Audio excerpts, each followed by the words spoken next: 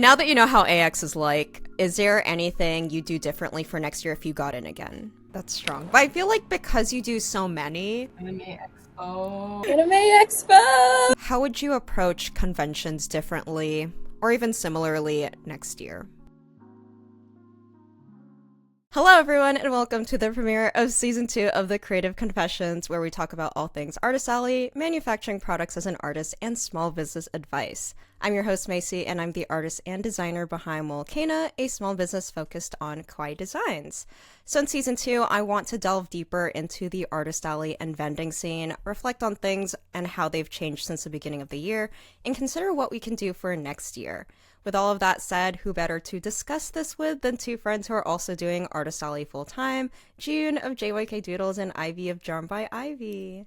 Hello. So while some listeners might be familiar with you both after being in the vlogs or even appearing on your own episodes of the pod, I'd love to start out if you could share a quick intro about yourselves. Hi, I'm Jiyoon. I'm a Korean-American artist that makes mainly stationery items with like small bucket hats and here and there, and just slowly figuring out what to do. Hello, I'm Ivy from DrawnbyIvy. I am a Vietnamese-American digital artist and small business owner. I do a lot of digital art, and my shop offers a variety of goods inspired by Japanese animation, just stationery goods like prints and stickers, but moving into like enamel pins and also the apparel world as well. So we just finished the bulk of our summer con season, though I would say that this season seems to start from May to early mid-September. As of this year, how many cons have you done so far? I did like around 12.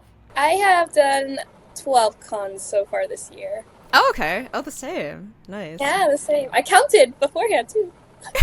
What would you say was your most successful con so far? Anime Expo. Anime Expo! Nice. I think we'll talk about more about AX later on in this pod, but why would you say it went well for you? Me being a first-time vendor really helped because I was like technically a new face in the Artist Alley, and I think my Ira bags really helped because I was bringing that and people wanted to grab it in first if they could before I put it up online. Stamp Rally I think really helped thanks to Macy. We had a really cute shaker charm, and I think a lot of people are actually very interested in grabbing that as a prize. So investing into like an expensive prize was definitely with a good return. I also was surrounded by very like well-known vendors, so I think it naturally brought people towards like my direction. First, I think just due to the sheer amount of attendees that are present at Anime Expo, you're bound to gain a bit higher of sales than you typically average, or at least I believe so. For me, my inventory has grown a lot since last year, and as a first-time vendor there, and a lot of attendees there haven't seen my stuff or bought from me yet, that definitely helped. And personally for me, it was also right when I had my stock of my like 22 new Haikyuu like enamel pins that were not at any other prior convention, so I think having them there at Anime Expo really helped push my sales as well. And like Jiyoon mentioned, Stamp Rally is always helpful in directing traffic to all of the tables of the people in the Stamp Rally, so I'm sure that helped a lot with sales as well. Yeah, I think having new faces definitely helped, and again, we'll talk about this with the AX segment later on, but there were a lot of new faces at AX, and I think people were excited about that. So Anime Expo is one of the biggest cons in the US and from what I've seen from North America, and it is one of the most competitive to get in because of the potential revenue. And since it's both of your first time vending at AX, what were your thoughts about this con? I think it definitely matched my expectations of it being like my highest revenue convention. Just once again, it is the biggest convention, so I think I went in knowing that it would probably break my sales records for conventions that I've been vending at. I think I was less stressed throughout the weekend than I anticipated, just because from all the prior conversations I've had with other artists, oh my god, it's so crazy, I'm so overwhelmed, it's so hot, you're gonna like die, and I'm like, okay, fully preparing for war entering this convention. But I think since they did such a good job of managing their crowd size this year and limiting the amount of tickets sold, opening up more doors and entrances, generally bettering the traffic flow throughout the convention, it felt much more manageable and not as overwhelming as I thought it was going to be. I had a very good weekend there, and overall, great experience at Anime Expo. That's good. Yeah. I think I was a little like nervous going in. I think all of us were. There's a huge range of answers you get when you ask previous vendors, how was AX last year? How much should I prepare? And there's like not a set answer. Like everyone kind of says like, oh, you should bring, somebody told me 1.5 times of MegaCon, which at the time was the biggest con I've done. So I was like, that's crazy. I don't know if I have like space for that. And then I was like debating on the Ita bag because it was like heavy, but then people were like, oh, you should just bring it. And I was like, okay. Just like Ivy said, the staff this year did like a very good job managing crowds, and I was a little scared because at one point someone was like mentioning on the chat for Anime Expo that like you should buy like the oxygen, what do you call it? Oh yeah, like the oxygen can. Oxygen can. And I was like, is that crazy? I'm gonna need an oxygen can in the middle of the con. So I think I was more scared of that. But I think thankfully they like had a cap on tickets this year, and they really like listened to everyone's like safety concerns. I know there was like a torn opinion about from previous vendors that it was not as good as last year in terms of profit, but I was like a first time vendor, so I didn't have anything to compare it to. And personally for me, it's like I'd rather have people enjoy their time and be safe and have space to actually see everything. Even myself, we had time to like go see the exhibitor hall and everything, and I feel like if they didn't cap the event, we wouldn't be able to leave our table at all. Like it was a lot safer than I imagined. It was my highest income con, so I was very happy. I spent it all at K-Town. That and blind box figures. Oh my god, spent so much. To add to that, I would say that I also was down compared to last year. I think it was like 16%. But also with the numbers, like I'm not complaining. It's like if it's safer for attendees, like definitely cap ticket sales. Like I'm still happy with my numbers. But I do want to share that Mualcaina is finally on Patreon. If you're not familiar with Patreon, it is a subscription service where you can support creators in exchange for additional exclusive content. In my case, if you want even more artist alley advice, sneak peeks of upcoming products, and more, you can get all of that on Patreon. So if you want more exclusive content or you just want to support this channel, feel free to check out my Patreon. It is down below in the description box. Now that you know how AX is like, is there anything you do differently for next year if you got in again? Shipping boxes was actually a really good idea, so I would still actually maintain that. I'm very much a don't ship type of artist because my items are really small, and also I'm always scared of like UPS or FedEx or DHL, whichever carrier will like lose my boxes, which has happened to like some of our artist friends before. For AX, like you have kind of no choice if you're out of state. It is worth the risk to ship the box and like put insurance on it so that I can bring as much stock as possible. I also was thinking that rally part, like I would put more thought into like the prizes that we're doing, since I know high value prize worked very well this year. Differently, I think would be like the way I organized my table, like the setup of my table. There was just too much clumped into one space. I mean, it's just inevitable with a 6 feet table, but I wonder if there's a way to be more like eye-catching, easy to read from afar, because a lot of crowds tend to like squish and then like people kind of see like the upwards of your table rather than like the table part. I wonder if there's something more I can do on the top area of my table that would be more eye-catching and attracting. I think for me, I would consider bringing another person as a helper. My boyfriend was working as my helper that weekend, so there was 2 of us. But I think with just the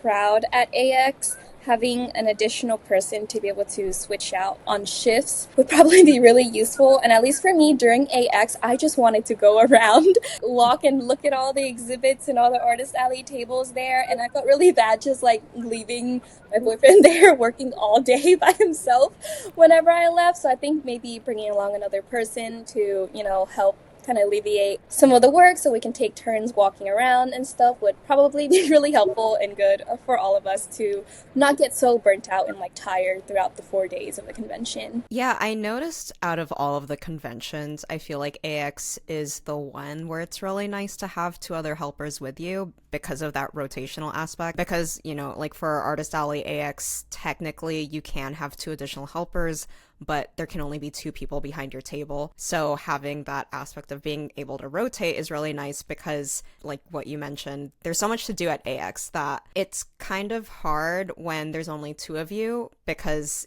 or you feel kind of bad when you leave one person at the booth, and then when they need you, you're in the middle of like doing something that's fun. And I feel bad, but I'm like, I don't want to go, but you have to go back because you're also working the event. But it's also just fun, even if, like, let's say the third person doesn't want to work and they just want to be at AX.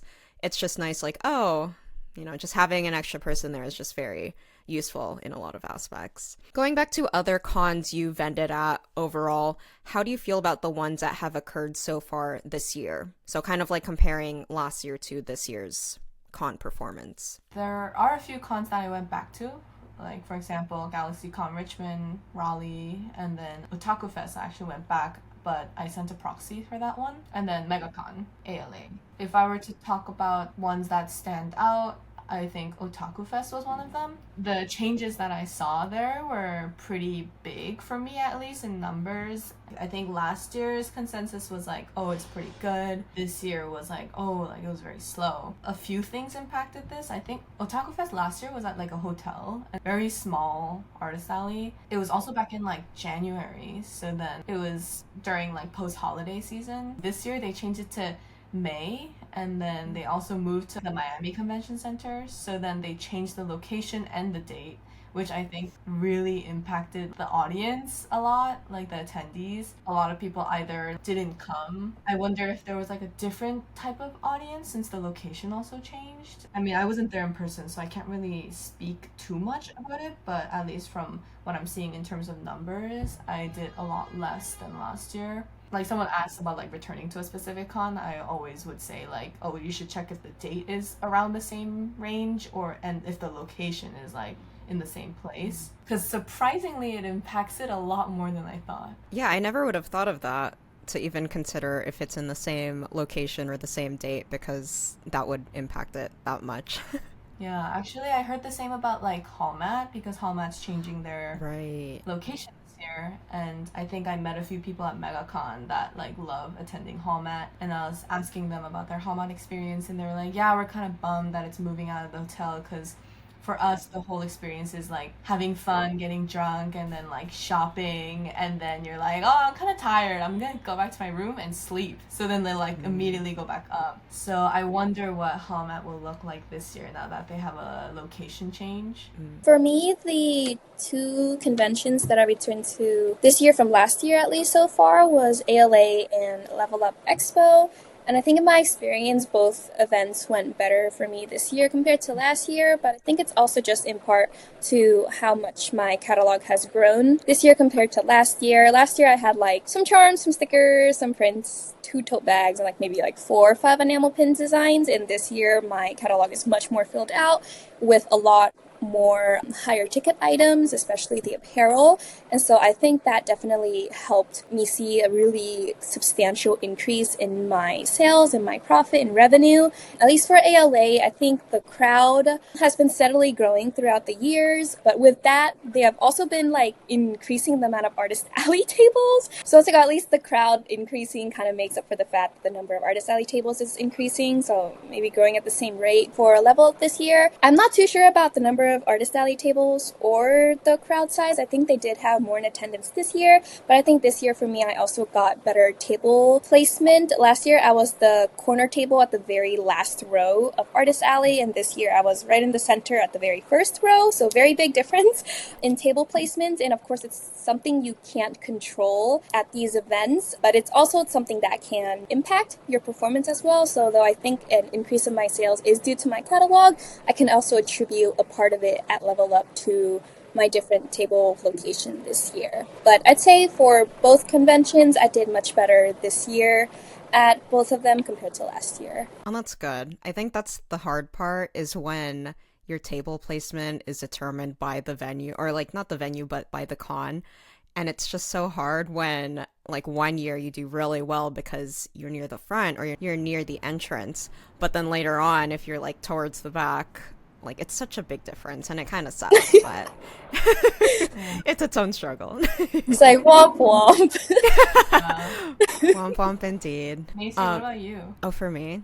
Oh, there was a big difference. But I think it's because it was towards the beginning of the year, because with a lot of other conventions that occurred later, like, they weren't as good as last year. Because when I did ALA this year and then Anime Impulse LA this year, amazing numbers compared to last year, like, absolutely amazing. But then with the later conventions, with I guess like AX, it's still amazing numbers. It's just a little bit less compared to last year. I always attribute it to the economy, but it's kind of funny because I feel like the economy's already been dwindling like the past couple years, so it's kind of hard to tell. But I guess with like tech layoffs and a lot of other businesses like laying off employees, there has been that dwindle with a lot of spending that I've noticed. Again, still amazing numbers, not complaining. Well, Anime Riverside this year was a lot better than the one that I did 2 years ago. I don't know about last year, but I heard it was good last year. But I think for this year, what else do I have?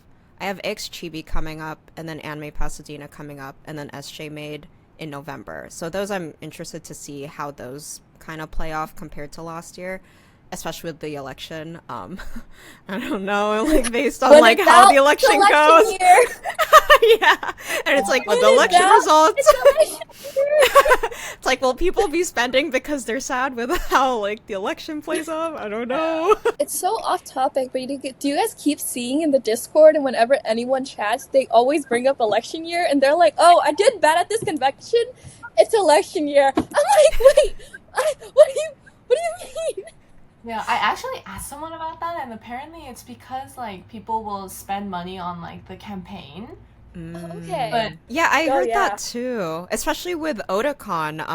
I think Carmen was talking about how because it's election year and obviously like Washington DC, I feel like they're more, is politically charged the word for that, they're more likely to donate to campaigns. I'm like, oh, that makes sense. It's like, oh, okay. Also, I can't believe I'm seeing you 3 times in November, Macy.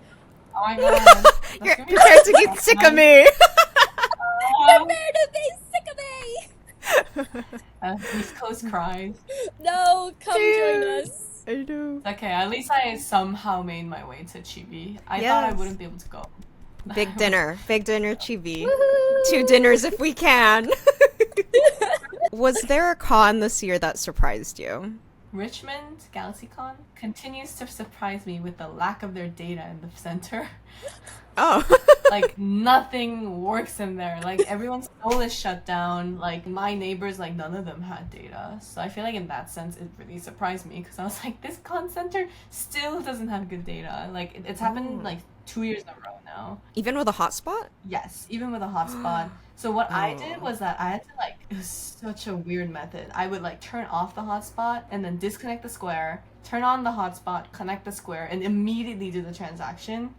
And then it will go through. But then if I wait, like, more than 3 minutes, it'll disconnect. So then... But surprisingly, Richmond is one of my better shows, considering, like, that data struggle. So I feel like everyone's, like, so upset, and they're like, oh, are you coming back? I'm like, yeah. Yeah. They gave us Wi-Fi that just like didn't work, and I think that was like surprising to me, that like considering how poor the data was, that like I still consider it like a good enough con to like go back, because there was really nothing like just sitting there for 8 hours with no connection to the world whatsoever, and you're just staring into your neighbor's booth like, yeah, no data. I don't know what's happening outside of it. That's like my worst nightmare. It's like the data not working. It was really bad. I had one of my neighbor was just straight up standing on her chair, like waving her phone into the air because she was trying to get data, and I felt so bad. Like, I didn't even know what others beyond my table's neighbors were like doing, because like I couldn't even access like the Discord because I had no data. Oh no. So, I think there's like 2 for me. It always goes back to ALA. My first one, I think ALA this year, was when I like for the first time hit numbers that I thought I would never be able to reach at a convention, and I was like, oh whoa, this is possible, wonderful, amazing. But I think it's just everyone associates ALA with such a bad connotation that whenever I'm like, oh, actually it went really well for me, so this is great, wonderful. The other one would be really recently for ANYC. Similar to Jiyoon, I had really, really bad connection at ANYC, so I'm sure I missed out on a good chunk of payments just because they either didn't go through or they told me they went through, but when I got back home, Square was like, nope, look at all these transactions that didn't go through. No. And some of them were like large purchases too, so I was like, oh, okay, feels bad. It's okay. But despite that, I think ANYC is now my second best convention right after AX, and it was only behind AX a tad bit, which is really surprising because I feel like for most people, AX revenue is very like I can't even come close to beating it. So I was really surprised that ANYC was good. I went into it with the expectations that ANYC would be at least a mid-tier con, mid-tier to good just from conversations with other vendors that have been there before, but I wasn't expecting it to go as well as it did. But I also think I got a really good spot in Artist Alley as well, so once again, playing the game of will I get a good table this year or not? But thankfully I did, and so I was very surprised at the results of both of those conventions. Yeah, I heard from a lot of other people's vlogs that ANYC is like not like amazing numbers, but a lot of people just do it just to be on the East Coast, and it's like a tax, what is the word? You can like put it on taxes or whatever. I forgot the word. Just to like go in New York. But it's good to know that it was like a really good convention for you. Yeah, I think people were also talking about like the date change this year. Maybe I'm impacting it because last year I think it was in November, this year in August. So that's like a really big difference in the dates. And also there was a very big difference in lighting in certain areas of Artist Alley. Thankfully where I was, lighting was fine. I remember reading in the Discord and people are like, does anyone have any extra lights I can use? Does anyone know where I can go to obtain lights? Because the lighting is really bad here. And at first I was like, what are y'all talking about? It looks fine.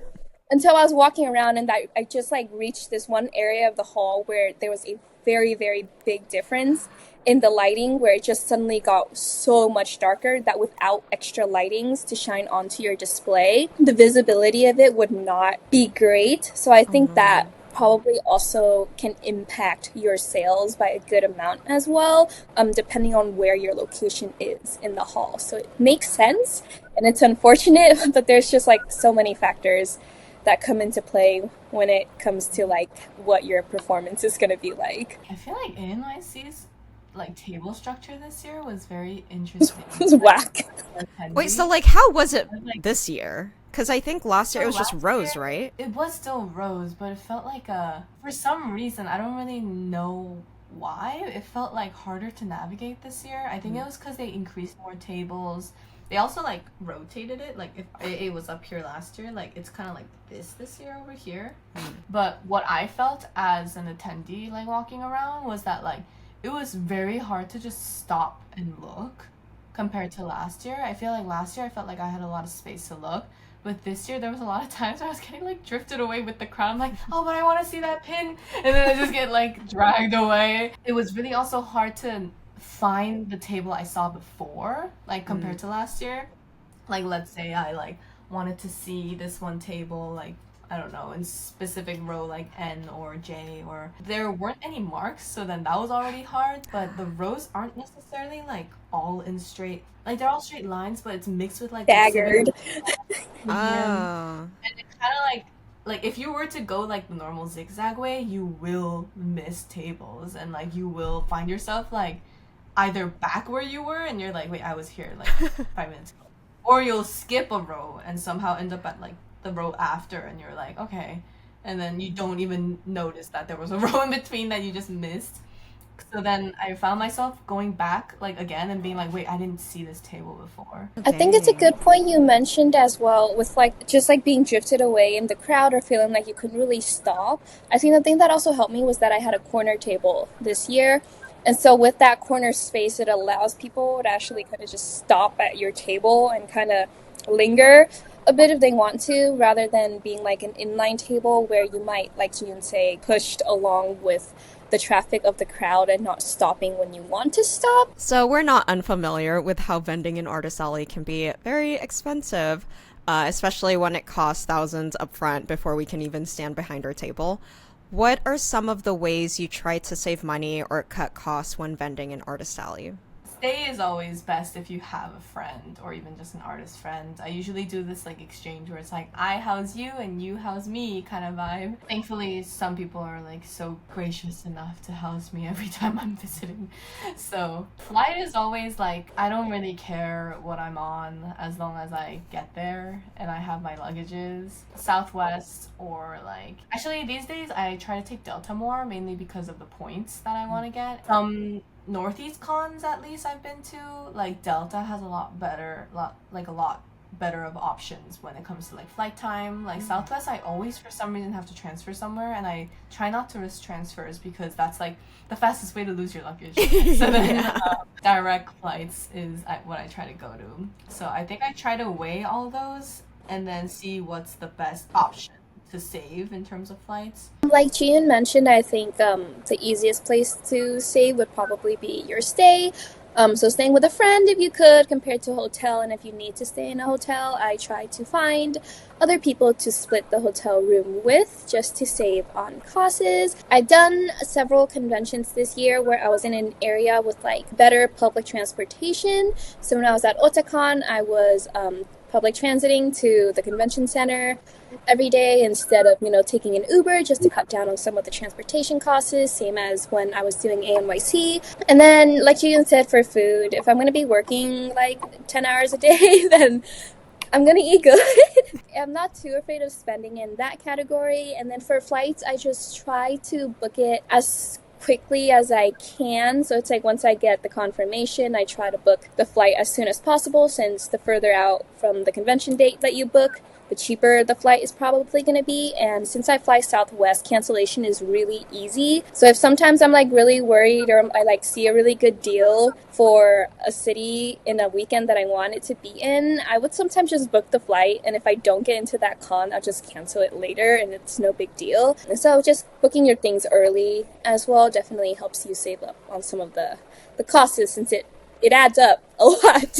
No, yeah, I've done the same thing. Like you guys know, we usually room with each other when it comes to hotel stays. I've also done the Airbnb thing for ALA. I think for plane tickets, I feel like I should also book. Sometimes I book, like, even before I know I'm getting in. Like, for hotel stays or even for plane. It's like, oh, I know when the dates are on. Like, I'll just book my stay or my plane tickets. And then usually it's free cancellation, so I'll just cancel it later on. And then if I don't get in, I don't get in. Canceled. It's, like, pretty easy. Like, I've seen people who book their plane tickets, like, way too close to like the convention dates, and I'm scared for them, and I don't know how they do that without stressing out about it. I'm kind of guilty of that, so I can't really. Like a lot of Northeast cons, I feel like I end up booking like 2-3 weeks for either the train or the plane. That's strong. But I feel like because you do so many, I would also do the same thing. Because if it's for me, like, I don't really fly to many conventions, and it's usually just like 1 or 2 out-of-state cons, so I'm more likely to plan ahead. But I feel like if I were doing so many where I'd have to fly, I would probably forget and then like do the same thing. And sometimes it's like also like accommodations where like I don't know the exact days that I'm going to be staying with a friend or something, or you're like waiting for the exact timeline of like, okay, when can I start my visit and when do I need to get out, kind of thing. And so you need to like get those details figured out before you can like go ahead and like book your flight. And sometimes planning that takes a while, especially when you don't know the load-in times, and they don't even share that till like a month before the con. And I'm like, well, I want to know like how early should I fly in if I'm trying to save money, but whole thing. Actually, that's what I did with Anime Magic. We didn't know the load-in time until like 2 weeks before. I think cable placement also was like not until like a week before, so I think it like screwed up with a bunch of Stamp Rallies that were on the Discord. For me, I just emailed the head and I was like, I need to book my flight. I just want to know when I should expect to be there. And then he just last year's hours and said like, oh, we're waiting on confirmation from the center, but this is likely gonna be the same. So knowing what you know now and the experience you gained from this year, how would you approach conventions differently or even similarly next year? Well, something I think that I learned this year just from flying and traveling to many conventions, since it was a very out of state flying heavy con year for me is shipping boxes. I really was scared of it at first, and it was really nerve-wracking, and it was always a question of how many boxes do I send, how heavy, like do I need to ship them back? So it was like a really big learning curve. But as I gained more experience with like shipping these boxes for these out-of-state conventions, I have found myself slowly wanting to ship more and more of my inventory out and decreasing the weight on my luggages, because how I used to do it was the 2 full checked bags were like 50 pounds maxed out, and my carry-on is completely maxed out with my merch as well. So my personal belongings went into a backpack. And that really killed my back. It made the traveling experience extremely stressful, and I was just tired and dizzy, and I wanted to pass out like so many occasions. And I think it was just really physically taxing. But then with like my most recent one where I had to send out boxes, I just opted to put more of the weight into these boxes that I was already shipping out anyways. And I was like, if I'm going to just spend a few extra dollars to ship that out and reduce some of the stress and weight that I have to carry with me when I'm traveling, I think it is worth it. And so I think this is something I'm going to continue to do. And I like really learned the lesson of if you have to spend a bit more money just for your own comfortability while traveling to these cons, I think it's 100% worth it. And something I'll also continue doing into next year is that I think it made me a lot less stress having like an organized way of keeping track of which cons I've applied to, which cons have accepted me, denied me, which ones I am attending, what days they are, where they're located, just like a very organized spreadsheet. The first year that I was doing Artist Alley full time, I felt like I was really stressed and it was really chaotic and a lot of mental load. Keeping track of all these conventions, when are the apps going to be released? Like, when am I hearing back? Did I apply to this one yet? And then missing applications, or thinking that I already submitted an app when I actually didn't, and being like, oh no, what happened? And that was just a lot of unnecessary stress because I wasn't organized with it. Yeah, I realized how nice it is to ship items. I mean, I did max out my luggage for Otakon, but like just the idea of like being able to ship so much stuff and then maybe not have so many heavy things in your suitcases, because like I'm strong enough that I can do daily things, but like not strong enough to like do 50-pound suitcases. Like that's a lot. But like having the convenience of just shipping things out as long as I plan things ahead of time is just so nice, because like the biggest headache of going, luckily it hasn't happened, like knock on wood, but just going even a little bit over 50 pounds. And if there's no way for you to put that extra whatever, how many ounces or how many pounds over 50, like the fact that you have to pay what, like 125 for Southwest is ridiculous, when that 125 could be like 2, I don't know, 30-pound boxes to like ship if you just plan like ahead of time. It's insane. Yeah. And something I do have to add for shipping as well, it has made me have to plan in advance for the conventions, because for these boxes you want to be shipping them at minimum like a week ahead of when you want the boxes to arrive. And so that has made me have to start packing at least a week before I like head out to travel, because before I was like packing things like 2, 3, maybe even the day before I needed to fly out, which was really stressful and like 100% my fault. But because now I'm like used to having to ship these things out, I find myself a lot less stressed the days leading up to the fight, because most of my things are already packed because they had to be packed, so I know how much I need to ship out. I actually was thinking a lot about this because I think I'm not maximizing my packing skills to its fullest almost. My display for my keychain is styrofoam boards. That physically takes up too much space in like the luggage more than I thought, when I could just, like both of you do, like the laminate paper and just like stick it onto a grid. Like I feel like I should be utilizing my space better, so I'm actually gonna change my display to that. And I had a lot of display thoughts throughout, and I was just kind of like hoping that I would change up the display to be more like infused with like my original character and like more cute signs. Put like almost no effort in like personalizing my display other than like the items just literally being on there. This might not apply to everyone, but for me, because I have a travel credit card with my business card, I really should have considered where my flight cost is really going to, like all my travel points and my flight points. I know a few people who are building Delta status or like United Airlines status with like business expenses, and I feel like that's so beneficial. Like you can not only expense it, but you're also building status for like long term for like your own personal gain too. And I feel like I didn't really think about that until like this year. And I kind of was like, oh, like I never thought about that. I have no status with any airline because I was only taking like cheap airlines. But if that money has to go somewhere anyways, maybe I should have put $50 more or even like $100 more to consider moving that to like something I want to build to my personal gain. So that's not something that I thought about until this year, where I realized I was flying a lot more than I thought. Who knows, maybe those points will stack up and we can all go to Japan. Yeah. You know? Honestly, not too late, especially since you're flying so much. But I feel like we've also talked about this, and that's something that I kind of want to do next year as well, because playing that credit card game is something that I do with my own personal credit cards, but it wasn't something that I knew how to do with my own business, because my business credit cards weren't really, they're more like beginner friendly rather than the ones that do have annual fees, because I was still kind of debating on that. But now, yeah, like with the Amex Business Platinum, I kind of like need to like learn how to really optimize that. But that's next year's project in a way.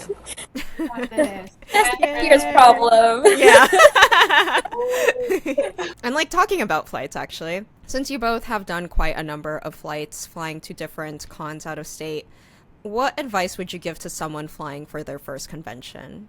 I think it goes back to my point earlier about like knowing your own physical limits and like just making yourself as comfortable as you can on the flight. Like I was very much in the mindset, have to pack as much as I can. It's okay if I have to like carry all this weight by myself. I can do it, which I can do it, but at what cost, right? Like I can do it, but at the cost of misery the entire travel link time. Know where your limits are, how much you can carry, how much weight you can handle, like lifting up and carrying around. And if you have to spend a bit more to like ship or make a bit of that process easier on yourself, I think it's 100% the way to go, because in the end your safety and your health is your first priority, and if you need to prioritize that and your comfort, especially if you're going to be traveling a lot throughout the year, because I had to learn the hard way, because as I kept traveling, I did a lot of out-of-state and flying conventions this year, and as the months like just progressed and we got later and later into the year and I flew more and more, and after each flight I was just getting more and more tired,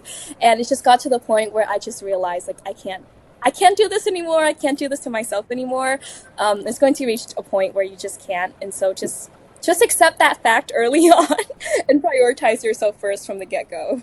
I think for me it would be to not overpack. Once you're a more experienced like out-of-state con goer, I think overpacking would be a little less overwhelming. If you're a first out-of-state con, I feel like my first concern is like I don't know what my bestseller is. It's often like not as straightforward as you think. Like even now I can't pack a con knowing exactly what is going to be my bestseller. Like every con I notice that things are different, even by like the slightest. Underpack, but bring more variety if you can, just so you can gauge while breaking even and gaining profit is important, because it is your first out-of-state con, unless the stakes are high, like let's say like it was AX or something. So I would personally take a safer side and like underpack, but have more variety of things that you're offering, so you can gauge what your audience in person is more interested in. For the longest time I never thought my keychains would sell, but then in person that's like one of my best sellers. And if I kept my online store and never did like a convention, I would have just never sold keychains. And also like if you're gonna ship boxes, you have to also consider that if you don't sell it, you're gonna have to ship it back. Yeah. So Yeah. keeping that in mind, if you have to ever ship something, am I bringing enough baggage space that I could either bring it back with me and not worry about shipping it back, or like am I okay with shipping this back? Because that's just such an unexpected cost. No, I feel that. But highlighting what you mentioned with having a variety of product, especially for an out-of-state convention where you don't know how it'll go. Because what we've noticed, even with Otakon, at least for me, Otakon was my only out-of-state convention this year. There were some overlapping patterns with which products did really well, like the Ida bags, but at least for the pin designs, I was not expecting my like older designs to do super well. Like Demon Slayer did really well.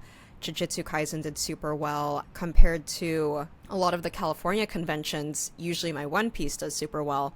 Egghead is typically one of my number ones because it's newer and because Egghead is one of the newer arcs in the anime.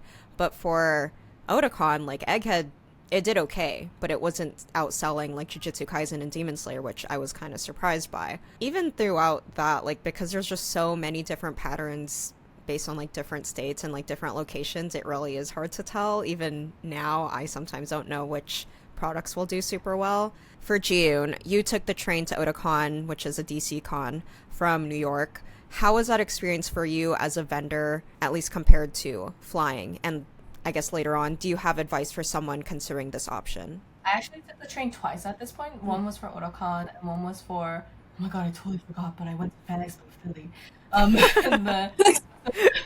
totally forgot about that. Holy crap. Yeah, so then Fan Expo Philly and Otakon, I took the Amtrak. And I think there's definitely pros and cons in this. Like, the pro of it is that, like, nobody's measuring your baggage. As long as you can handle it, you can bring as much as you can. The con of it was because unless you're getting a higher cost seat, I'm positive that the luggage's space is like first come first serve. If not, then you're gonna have to put it in the overhead.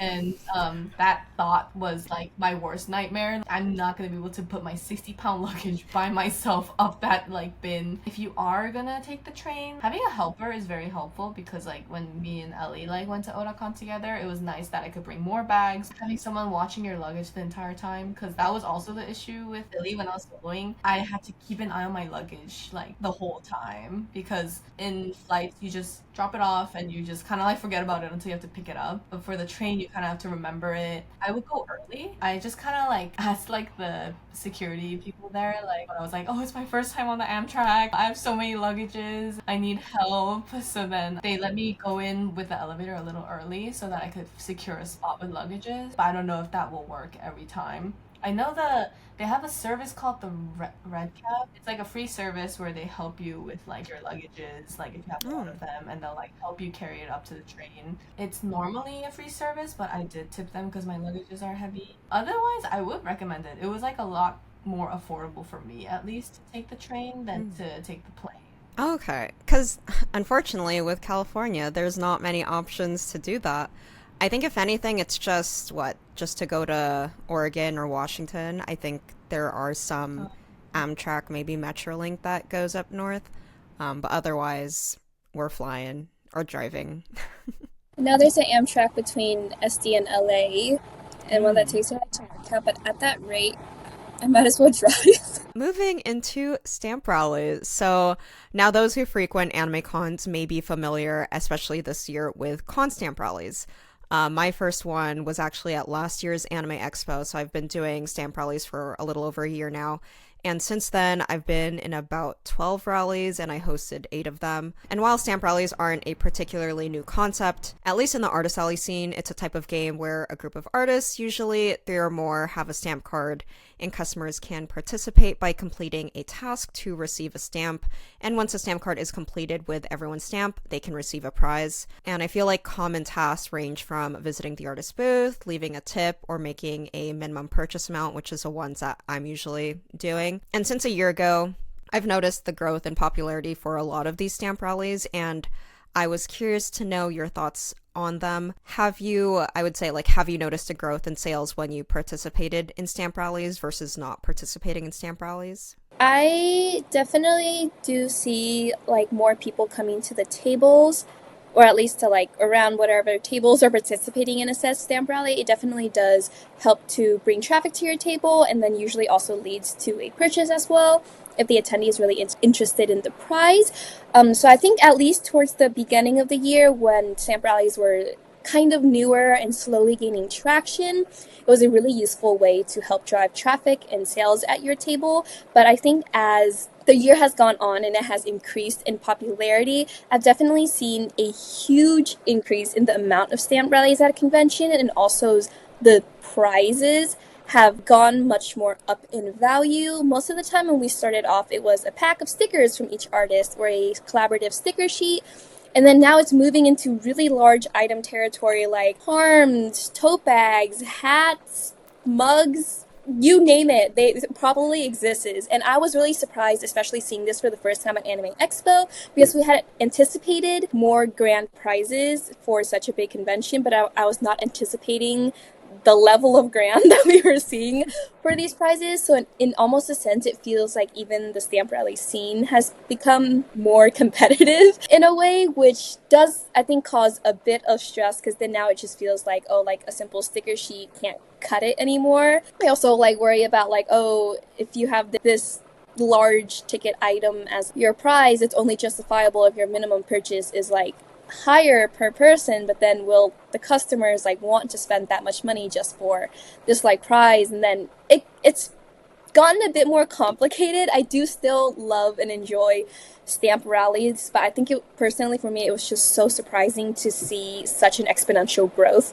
of the amount of Stamp Rallies that exist in a particular event, and how big the scene is for that now. I don't think I see myself stop participating in Stamp Rallies anytime soon, but I'm interested in seeing how either Stamp Rallies will fall or rise, continue to rise throughout like the next year or so. But personally for me, I did have a few conventions this year where I did not participate in a Stamp Rally. My most two recent ones were Otakon and NYC, because they didn't allow Stamp Rallies to happen in Artist Alley there, so I wasn't allowed to be part of one.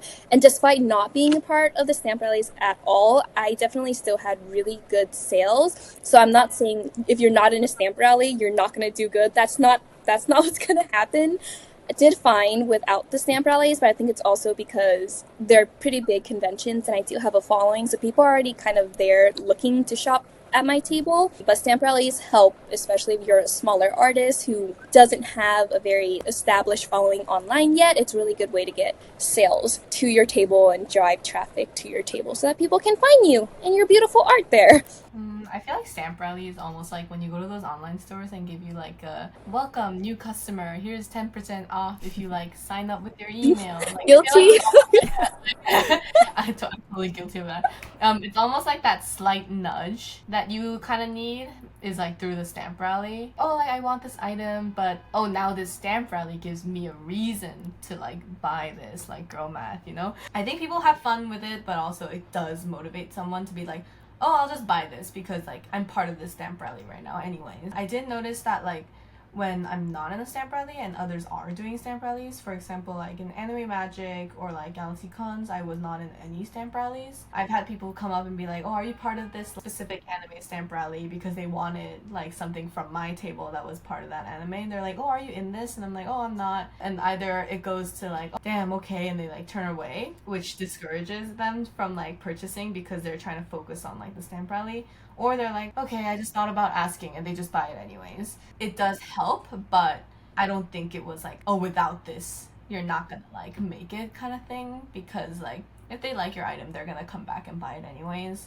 And if they weren't gonna buy it, like it won't be because of the Stamp Rally. And I definitely agree that it's very oversaturated right now. People expect more and more in the prize. If you fall far from like a good prize in their perspective, I feel like it drifts them away because there's so many that you can participate in. I think it's nice though, because like it's a great way for artists to get to know each other, and I love that like you can build a community by doing a Stamp Rally. I'm also kind of guilty of this, but I do think it does require everyone's attention when you're doing a Stamp Rally. I have seen Stamp Rallies where we did like individual prizes rather than like a collected prize. I noticed that was not doing as well as a collected prize Stamp Rally, because each prize, in my opinion, didn't feel very cohesive, even though it was under the same anime. While as in like the shaker that we had was a good example of like how everyone's art came together and made this one piece. People wanted it because it was like a one-time opportunity. It really felt like this one cohesive piece where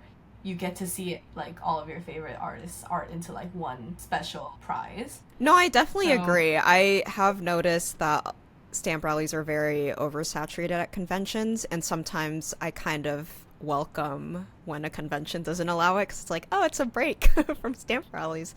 But also, I don't know, sometimes I'm a little bit more picky as to how, like, who I'm in a Stamp Rally with.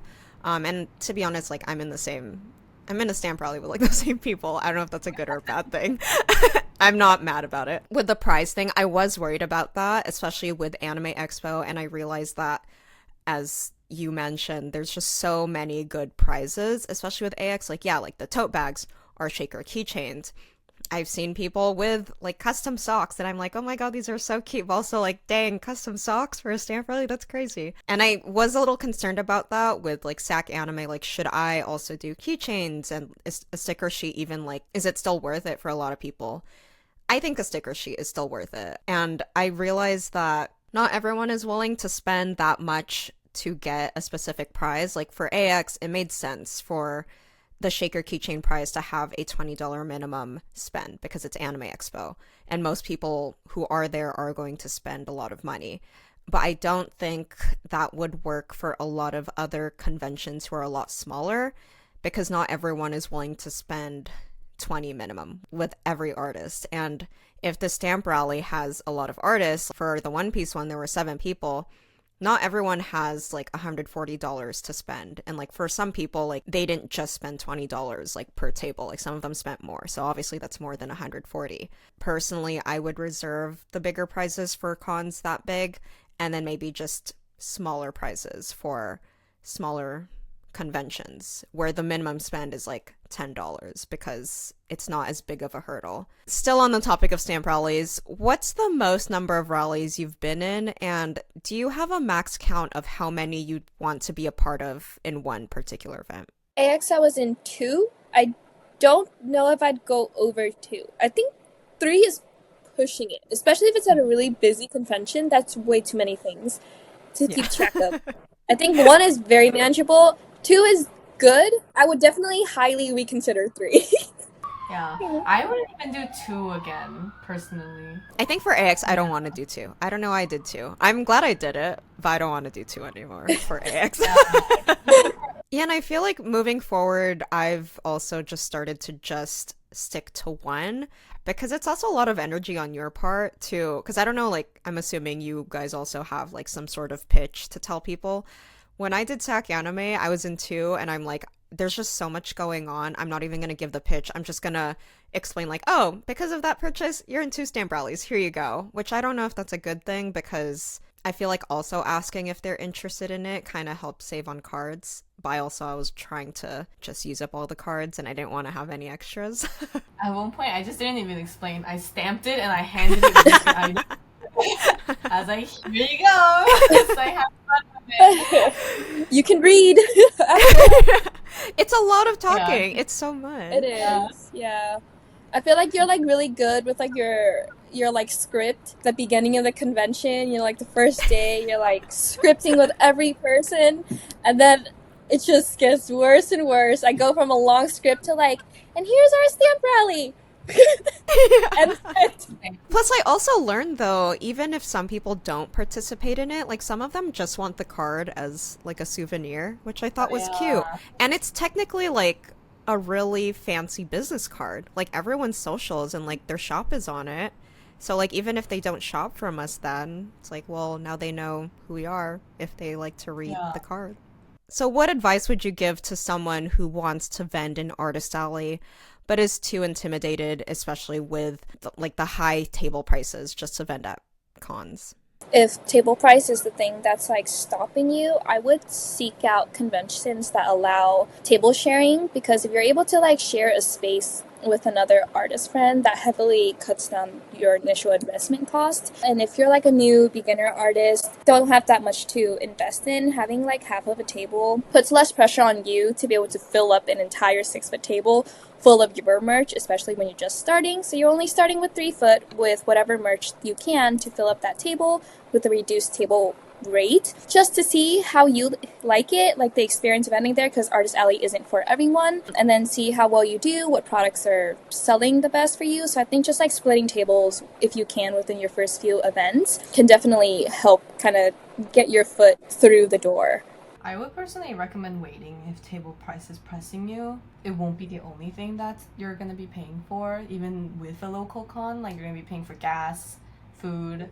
So if you think that the table cost is too much for you at this time, then I think maybe the consideration is to wait, focus more on like an online presence or smaller affordable tables like local markets, or obviously everyone's view on like an expensive table is very subjective, but like if you personally think that this table is something that you can't afford, then find a different event with a more affordable table. I also never thought about this, but I thought proxying was a good way to learn too. Like if you are like very curious but you don't really have like the funds, but your weekends are free and you're willing to work for someone else, then even like going as a helper for your friend's table is a great way to like see what is working behind the scenes as a first timer, seeing what you would personally prepare and like how everything works, so that you are better equipped and also have a better idea of like what that looks like. I know it feels a little intimidating. Like I feel like if I were to do conventions now, would I do it? I don't know. It's hard. The scene has gotten so much more competitive and grown so much, and just I feel like the prices of table is skyrocketing these days. That even for us who have been in the game for like a year to 3 years, it's like still a ridiculous amount that we have to pay to vent here. So I can't imagine for newer artists how like scary that price tag attached to those tables must be. Because if I started now and I saw those numbers, I don't think I'd be here. Yeah. It's because you're also competing with a lot of people who are doing this full time. I would say, I mean, I only started, 2 years ago, so it's not much to say, but it's very rare, unless I'm also just surrounded by a lot of people who do this full time, but it is rare to find people who only do this on the side. And when you're competing with people who have free time to actually like scout out these con apps and like keep up to date with that, like it's rough. Not to discourage anyone, it's just that like realistically this will cost you money.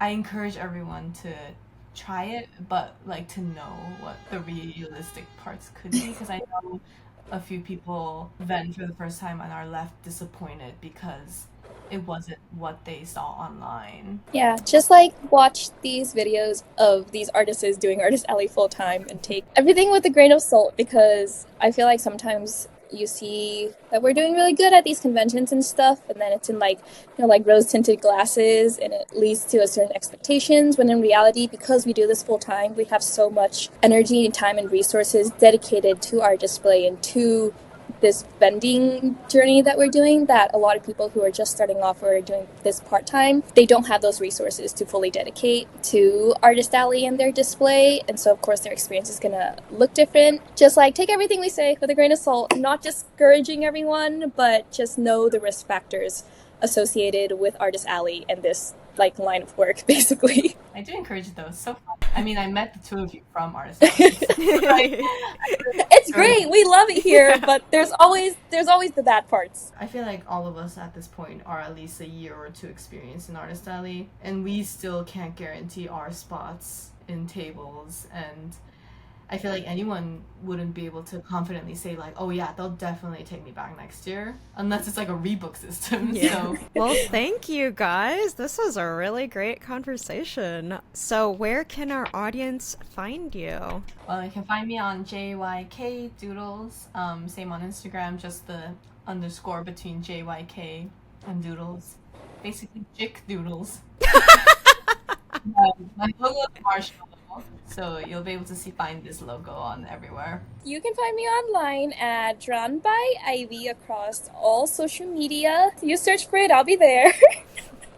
Find the buttons. Find the buttons. Amazing. Well, thank you guys for joining again. And thank you to everyone listening in. Thank you to everyone on Patreon for your support. And I'll see you all in the next episode. Bye.